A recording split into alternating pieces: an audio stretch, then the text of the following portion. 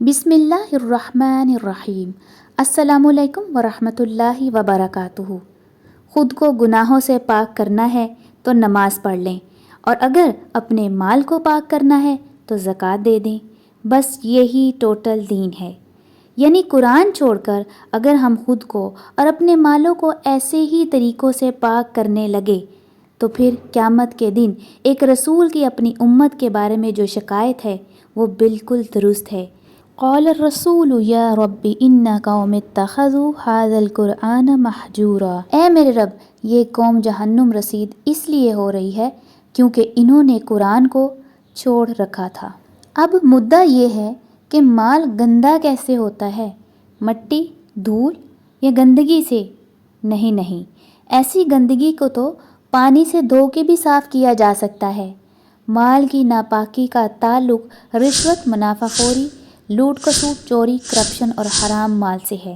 جیسے ایک نماز سے دوسری نماز تک سمندر کی جھاگ کے برابر گناہ کرنے والا انسان پاک ہو جاتا ہے، اسی طرح لاکھوں کروڑوں اربوں خربوں کے ناجائز مال پر زکوٰۃ دینے سے مال بھی پاک ہو جاتا ہے۔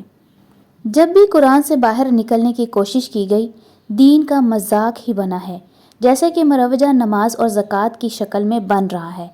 مروجہ زکوٰۃ کی شکل میں جو نظام ہے، 98% لوگوں کو علم ہی نہیں کہ کس مال پر کب، کیسے اور کیوں زکوٰۃ دینا فرض ہے۔ پھر ظلم یہ ہے کہ جیسا کہ سونا، چاندی، اناج، مویشی، زمین، ہر چیز پر زکوٰۃ رکھی گئی ہے، لیکن کچھ ایسے کہ ایک غریب جو چند مویشیوں کی دیکھ بھال کر کے محنت مزدوری کرے اس پر تو زکوٰۃ ہے، لیکن جو شخص لاکھوں کروڑوں کی مالیت کے جانور خرید کر کرائے پر دے دے اس پر زکوٰۃ ہی نہیں۔ ایک عورت چاندی کی بجائے 6-7 تولے کا سونا استعمال میں رکھنا اپنی شان سمجھتی ہے، اس پر زکوٰۃ ہی نہیں۔ اور دوسری طرف ایک غریب ملازمہ 55 تولے چاندی کو ضرورت کے تحت سنبھال کر رکھے تو اس پر زکوٰۃ دینا فرض کر دی جاتی ہے۔ ایک دکاندار لاکھوں کی مالیت کا سامان سال سے پہلے بیچ کر کروڑوں روپے کما لیتا ہے، اس پر زکوٰۃ نہیں، لیکن جو بیچارہ غریب چند ہزار کا سامان 1 سال تک بیچنے سے قاصر رہتا ہے اس پر زکوٰۃ فرض کر دی جاتی ہے۔ ایک تو وہ اصل زر تو کیا منافع بھی نہیں کما سکا اور الٹا اس پر زکوٰۃ بھی ڈال دی گئی۔ یہ کیسا نظام ہے؟ اللہ نے تو قرآن میں 1 سال تو کیا 100 سال کے بعد بھی کسی مال مویشی پر ایسی زکوٰۃ دینا فرض نہیں کیا ہے۔ سوچیں کہ یہ غیر منصفانہ اور غیر مناسب مروجہ زکوٰۃ قرآن میں ہو سکتی ہے، جو غریب مجبور انسان سے مال وصول کرے اور دوسری طرف امیر کو اس زکوٰۃ سے بری قرار دے دے۔ ہرگز اس قسم کی زکوٰۃ قرآن میں نہیں۔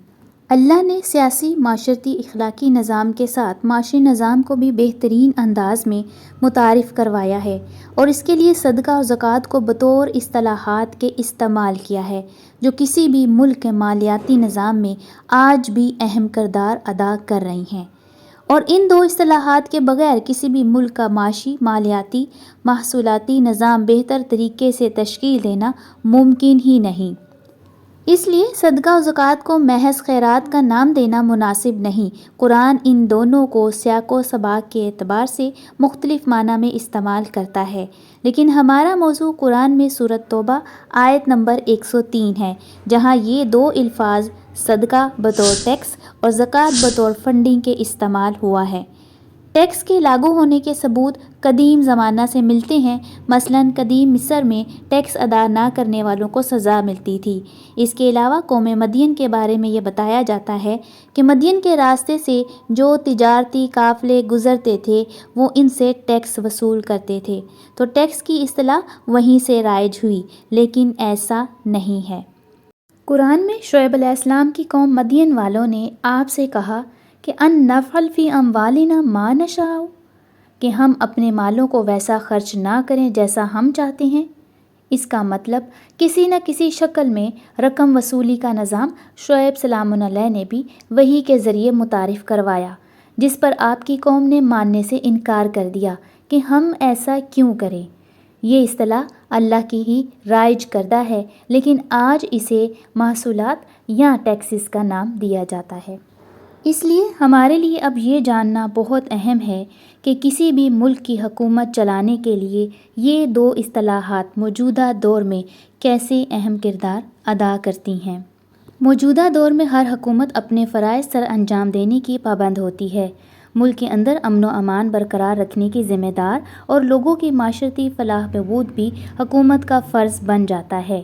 حکومت صحت عامہ، تعلیم اور سماجی بہبود کی خدمات سر انجام دیتے ہوئے ہسپتال، اسکول، کالج، یونیورسٹیز کا قیام ممکن بناتی ہے، ریلوں اور سڑکوں کا جال بچھاتی ہے، بندرگاہیں تعمیر کرتی ہے اور لوگوں کا معیار زندگی بہتر بنانے کے لیے کوشاں رہتی ہے۔ اس کے ساتھ ساتھ اس کا اہم مقصد یہ بھی ہوتا ہے کہ ملک کی حقیقی قومی آمدنی میں اضافہ ہو اور ملک میں مکمل روزگار کی صورتحال پیدا کی جائے۔ حکومت معیشت کے مختلف شعبوں یعنی زراعت، صنعت، تجارت اور بینکاری نظام میں ترقی کے پروگرام بناتی ہے تاکہ ان شعبوں کو زیادہ سے زیادہ ترقی دے کر معیشت کو مستحکم اور مضبوط بنایا جا سکے۔ ان سب فرائض کی تکمیل کے لیے حکومت کو مالی وسائل کی ضرورت ہوتی ہے۔ اب ان مالی وسائل کے حصول کے لیے ہر حکومت ٹیکسز کا نظام رائج کرتی ہے جو عوام سے لیا جاتا ہے۔ اس کے علاوہ بعض اوقات حکومت زائد نوٹ چھاپ کر، جسے ہم معاشی اصطلاح میں خسارے کی سرمایہ کاری یعنی ڈیفیسٹ فائنانسنگ کہتے ہیں، حکومت اپنی ضرورت کو پورا کرتی ہے۔ کئی دفعہ وہ اندرونی اور بیرونی ذرائع سے قرضے حاصل کر کے بھی اپنے اخراجات کو پورا کرتی ہے۔ لہٰذا کسی بھی حکومت کی آمدنی کا سب سے بڑا اور اہم ذریعہ ٹیکس ہوتے ہیں، لیکن عام استعمال یا کھانے پینے کی اشیاء بلوں پر ٹیکس وصولی کا نظام غریب عوام کی جیب پر بوجھ بنتا ہے، جو کہ ظلم ہے۔ تو ٹیکس ایک ایسی لازمی ادائیگی ہے جو امیر طبقہ پر لاگو ہوتی ہے اور لوگ صدقہ بطور ٹیکس حکومت کو ادا کرتے ہیں اور اس کے بدلے میں کسی قسم کا براہ راست مفاد کا مطالبہ نہیں کرتے۔ ٹیکسوں کی رقم لوگوں کے اجتماعی یعنی امیر اور غریب دونوں کے لیے فلاح و بہبود کا باعث بنتی ہے، جس کو زکوٰۃ کہا جاتا ہے۔ اب ہم بڑھتے ہیں اس آیت کی جانب جہاں سے اس مالیاتی نظام کی دلیل ملتی ہے۔ اللہ کا فرمان ہے، خُذْ مِنْ أَمْوَالِهِمْ صَدَقَةً تُطَہِّرُهُمْ وَتُزَکِّیہِمْ بِہَا وَصَلِّ عَلَیہِمْ إِنَّ صَلَاتَکَ سَکَنٌ لَہُمْ وَاللَّہُ سَمِیعٌ عَلِیمٌ۔ صدقات صدقہ کی جمع ہے اور اس کا صحیح حرف مادہ صاد دال قاف ہے۔ اس کے معنی سچ بولنا، نصیحت کرنا، محبت کرنا، فی وعدہ اپنے وعدے میں سچا ہونا ہے۔ تو اس لحاظ سے صدقہ اسلامی ریاست میں اللہ کی راہ میں مالی جانی قربانی کا نام ہے، جس سے کسی کے ایمان باللہ اور آخرت پر ایمان لانے کی تصدیق ہو جاتی ہے۔ ویسے عمومی طور پر صدقہ خیرات کے معنوں میں بھی لیا جاتا ہے۔ اس آیت میں صدقہ کا لفظ اسلامی ریاست کے مالیاتی سسٹم میں بطور ٹیکس کے استعمال ہوا ہے، لہٰذا جو شخص بھی اسلامی ریاست میں ریاست کے مقرر شدہ ٹیکس کی ادائیگی دیانتداری سے کرے گا، وہ عملاً ریاست کے ساتھ اپنی وفاداری اور اپنے ایمان کی تصدیق کرے گا، اور ایسا نہ کرنے والا ایمان والے گروہ میں ہرگز تصور نہیں کیا جائے گا۔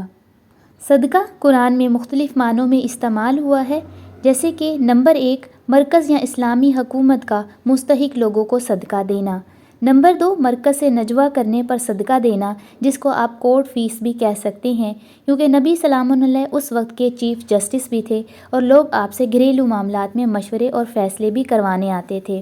نمبر 3 جیسے کہ ربا کے تناظر میں کسی ضرورت مند کو غیر پیداواری مد میں ادھار دینا اور اس سے اصل زر واپس لے لینا، یا پھر اس شخص کو صدقہ کر دینا۔ نمبر 4 عورتوں سے نکاح کے عوض جو حق مہر دیا جاتا ہے، قرآن نے اس کے لیے بھی صدقہ کا لفظ استعمال کیا ہے۔ نمبر 5 مرد اور عورتیں جو اپنے مال اللہ کو بطور قرض حسنہ دیں، وہ بھی صدقہ ہے۔ نمبر 6 حج کے تناظر میں صدقہ بطور جرمانہ یا فدیہ کے بھی آیا ہے۔ اب یہ صدقات برباد یا باطل کب ہوتے ہیں؟ اللہ تعالیٰ کا واضح فرمان ہے، یا ایھا الذین آمنوا لا تبطلوا صدقاتکم بالمن والاذی، اے ایمان والو اپنے صدقات کو احسان جتا کر اور ایذا پہنچا کر برباد اور باطل مت کرو، بلکہ ایسا کرو کہ نرم بات کہنا اور معاف کر دینا اس صدقہ سے بہتر ہے جس کے بعد ایذا رسائی ہو، تکلیف دینا ہو کسی کو، اور اللہ بے نیاز اور بردبار ہے۔ تو دیکھا آپ نے کہ قرآن میں صدقہ کا لفظ انفرادی اور اجتماعی طور پر دونوں طرح سے ثابت ہے۔ اب ہم بڑھتے ہیں سورۃ توبہ کی 103 نمبر آیت میں موجود لفظ تزکیہم کی طرف۔ قرآن اپنی اصطلاحات کی وضاحت مترادف اور متضاد کلمات لا کر خود کرتا ہے۔ ان میں سے ایک زکوٰۃ کی اصطلاح بھی ہے۔ زکوٰۃ اس کا 3 حرفی مادہ ز قاف واو ہے۔ اس کے بنیادی معنی نوشونما، بڑھنا، پھولنا اور پاکیزگی کے ہیں۔ قرآن میں اس کے معنی کو ایک مقام پر یوں بیان کیا گیا ہے، قد افلح من زکاہا وقد خاب من دساہا۔ ان آیات میں زکاہا کے معنی کو اگلی آیت میں دساہا کا لفظ لا کر اللہ نے واضح کر دیا ہے کہ زکاہا آیت 10 میں موجود لفظ دساہا کے متضاد ہے، یعنی اپوزٹ ہے۔ دساہا اس کا 3 حرفی مادہ دال سین واو ہے۔ اس کے معنی ہے ایک چیز کو دوسری چیز میں زبردستی داخل کر دینا، ٹھونس دینا، بند کر دینا، چھپانا، دھنسانا، گاڑنا، دفن کر دینا۔ تو ان آیات میں زکا دسا کی ضد میں آیا ہے، جس سے زکا کے معنی نکھر کر سامنے آ گئے ہیں۔ دسا کسی چیز کا دب جانا یعنی نوشونما نہ پانا، اور اس کے مقابلے میں زکا کے معنی ہوئے نوشونما کے یعنی پھلنا پھولنا۔ لہٰذا آیت کا ترجمہ یہ ہے کہ یقیناً وہ شخص کامیاب ہو گیا جس نے قرآن حکیم سے تزکیہ کیا یعنی اپنی نوشونما کی، اور یقیناً نامراد ہوا وہ شخص جس نے اسے خاک کے جہالت میں دبا دیا۔ زکوٰۃ کا مروجہ تصور ٹوٹلی قرآن سے باہر ہے، جیسے کہ نماز کا تصور قرآن سے باہر ہے۔ قرآن مجید میں یہ کہیں نہیں لکھا کہ اتنا مال سال بھر تک جمع رہے تو اس میں سے اتنی رقم بطور زکوٰۃ ادا کرو، یا پھر اناج، زمین، جانوروں، سونا چاندی پر اتنی زکوٰۃ کی ادائیگی فرض کی گئی ہے۔ زکوٰۃ کا یہ تصور قرآنی مفہوم سے باہر ہے۔ لفظ زکوٰۃ کے بنیادی معنی جو ہمیں قرآن سے مل چکے ہیں وہ ہیں نوشونما کے۔ قرآن مجید میں اقاموا الصلاۃ وآتوا الزکوٰۃ کا حکم تقریباً 27 بار آیا ہے، جو انفرادی اور اجتماعی طور پر عائد ہوتا ہے، یعنی فرض منصبی کو قائم کرو اور ذہنی جسمانی نوشونما کرو۔ اب یہ حکومتی لیول پر ہے یا انفرادی طور پر، یہ سب پر فرض کی گئی ہے، اور تقریباً 3 سے 4 مقامات پر صلاۃ کے بغیر بھی یہ لفظ آیا ہے۔ اور زکوٰۃ بھی صدقات کی طرح مختلف معنوں میں استعمال ہوا ہے۔ زکوٰۃ بمعنی صدقہ، زکوٰۃ بمعنی پاکیزگی یعنی ذہنی جسمانی نوشونما کرنا۔ اب ہم اسی بنیادی آیت یعنی سورۃ توبہ کی 103 آیت کی جانب چلتے ہیں۔ 103 آیت میں صدقہ سے مراد ریاست کی طرف سے عائد کردہ ٹیکس ہے۔ اگر ذاتی ملکیت کی نفی کر دی جائے تو اغنیاء سے ٹیکس کی بات کرنا یہ بے معنی سا لگتا ہے۔ ٹیکس کی اصطلاح میں امیر طبقہ آتا ہے، غریبوں سے ٹیکس نہیں لیا جائے گا۔ پھر اس ٹیکس سے معاشرے کی طہارت ہوگی، اور طہارت سے مراد قرآنی تعلیمات کا بندوبست کر کے غیر اللہ کی محبت، شرکیہ اور کفریہ نظریات کو ذہن سے نکالنا ہے۔ جیسے اللہ تعالیٰ نے ابراہیم علیہ السلام کو طاہرہ بیتی کے الفاظ کہہ کر مرکز کو شرک سے پاک کرنے کا حکم دیا ہے، اور تزکیہ قرآنی نظریات سے ذہنی نشوونما کرنا ہے، یعنی اللہ کی محبت ایمان باللہ کو مضبوط کرنا ہے، اور غیر اللہ کی محبت دنیاوی محبت، لالچ اور غرض کے مقابلے میں آخرت کی جواب دہی، آخرت میں حصول جنت کا تصور اور جہنم کا خوف پیدا کرنا ہے۔ قرآنی تعلیمات میں یہ اللہ کی منشا ہے، جس سے دنیاوی زندگی میں خود بخود امن و سلامتی، بھائی چارہ اور استحکام پیدا ہوگا، کیونکہ ہر فرد اللہ کا غلام ہوگا اور معاشرے میں بے لوث بے غرض اللہ کے خوف سے اپنی آخرت سنوارنے کے لیے عمل صالح کرے گا۔ ظاہر ہے کہ اس کے لیے مال کی ضرورت ہے، جس سے اسکولوں، کالجوں، یونیورسٹیوں، ہسپتالوں کی تعمیر اور معلمین اور اس طرح تمام سرکاری ملازمین کی تنخواہوں کا بندوبست کیا جائے۔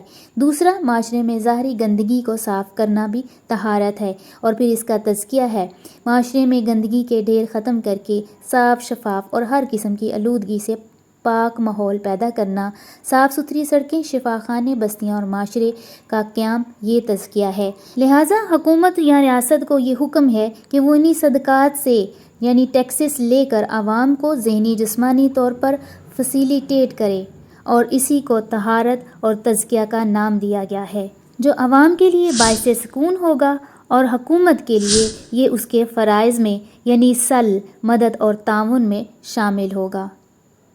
اب آپ خود سوچیں کہ اگر ٹیکس کی اصطلاح نہ ہو تو حکومت اپنا ریونیو کہاں سے پورا کرے گی؟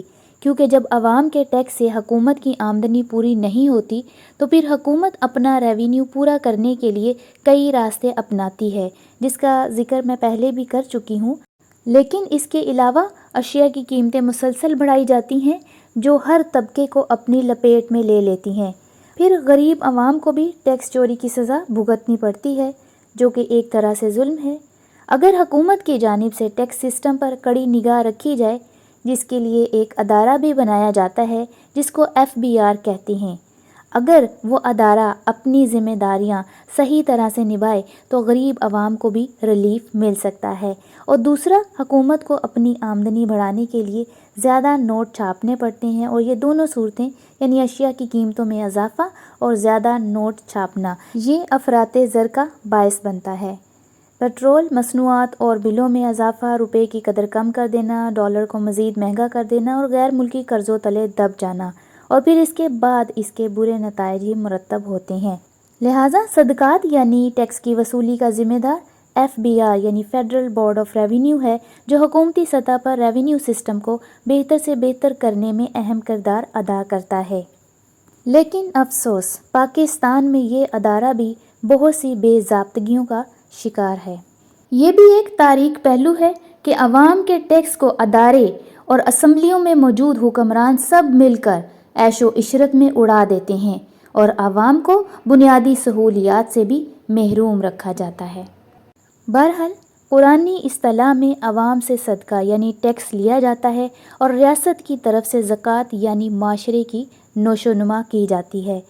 ذاتی ملکیت بطور اللہ کی امانت ہر آدمی کا حق ہے، اس سے چھینی نہیں جا سکتی، بلکہ اس پر ٹیکس لگانا مقصود ہے، جس کا اسلامی ریاست کو اللہ نے حق دیا ہے، اور اللہ نے اسے صدقات کا نام دیا ہے۔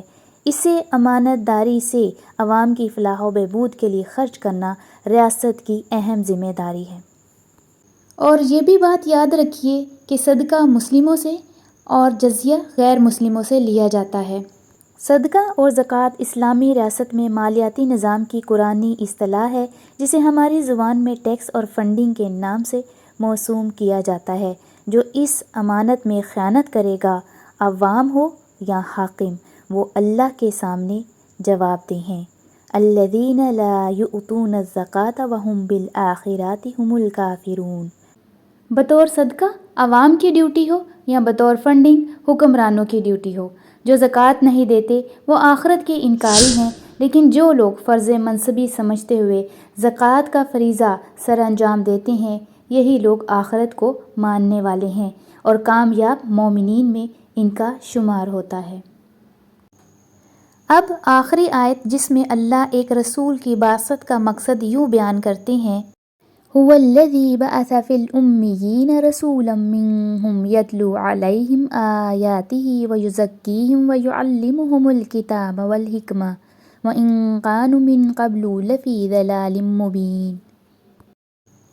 وہی ہے جس نے امیوں میں انہی میں سے رسول مبعوث کیا، وہ ان کے سامنے اس کی آیات پڑھتا اور ان کا تزکیہ نفس کرتا ہے، اور انہیں قرآن حکیم کی تعلیم دیتا ہے، اور بے شک وہ اس سے پہلے یقیناً گمراہوں میں سے تھے۔